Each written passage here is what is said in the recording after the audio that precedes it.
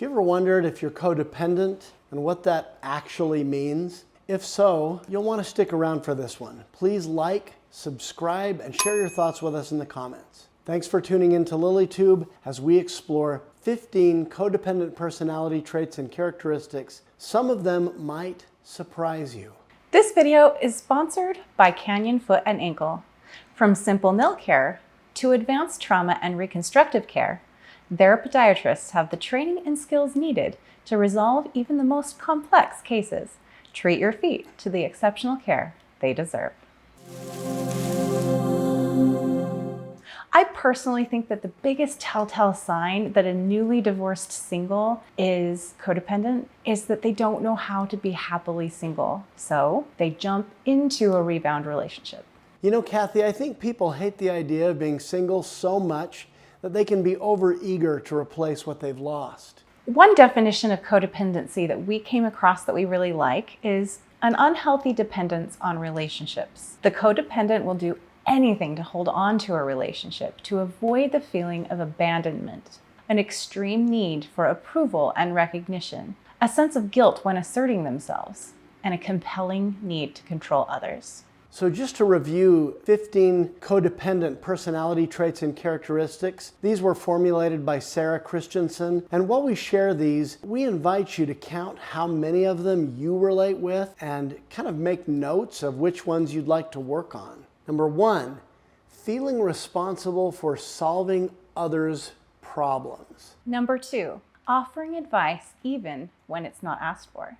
3, poor communication regarding feelings, wants, or needs. Number 4, difficulty adjusting to change. Number 5, expecting other people to do as you say. Number 6, difficulty making decisions. Number 7, chronic anger. Number 8, feeling used and underappreciated. Number 9, people pleasing to be liked or loved. Sometimes we call this caretaking. Number 10, lack of trust in self or others. Number 11, fearing rejection or fearing being unlovable. Number 12, feeling like a victim. Number 13, taking everything personally. Number 14, lying to yourself and making excuses for others' bad behavior. And finally, number 15, a general sense of helplessness, anxiety, or sometimes depression. Did you recognize yourself in any of these? If so, you're not alone. I know I did. I don't think that any person's gonna have all of them, and I don't think anyone's not gonna have any. So we probably all have room for improvement. It's just that if you have it as kind of your dominant trait, then you know you've got some things to work on. I still have things to work on, even though I feel like I've been working on overcoming codependent patterns for a while. The common denominator in codependent folks is excessive reliance on a partner. It might be difficult to recognize when you're relying on a partner because you think you're doing so much for them. Seems like a virtue, but we may rely on caretaking for other people to supply us with self-esteem, validation, and a feeling of self-worth. Typically, codependence begins in childhood and is considered a generational disorder, meaning it's passed on through the generations. It is possible to break free of codependent patterns. The first step to break free of those patterns is to know that real and lasting change is possible with intentional effort. Here are some suggestions for releasing codependent patterns from your life and reconnecting with your highest and healthiest self. First, get comfortable spending time alone. Learn to enjoy your own company. Second, do things that appeal to you. Rediscover your own hobbies and your own things that you're passionate about.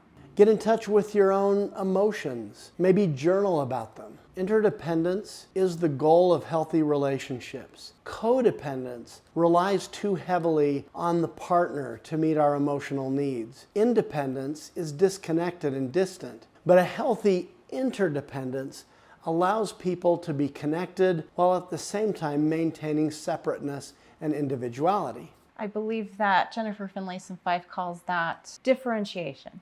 The idea of interdependence, I believe, was coined by Dr. Stephen R. Covey. In any case, dependent people need others to get what they want. Independent people can get what they want through their own effort. interdependent people combine their own efforts with the efforts of others to achieve their greatest success. Interdependence is a choice only independent people can make, which leads to mutual dependence. It goes both ways and requires maturity and autonomy from both parties. So we have a quick question for our listeners. How many of those 15 codependency traits did you relate with? What steps have you taken in the past or would like to take in the future to become less codependent and more self-reliant? We'd love to hear from you in the comments and to hear your thoughts and what you learned from this video. Remember, anytime, as long as it's not an unhealthy reliance on a relationship, is a great time for more love in your life. Thank you for watching.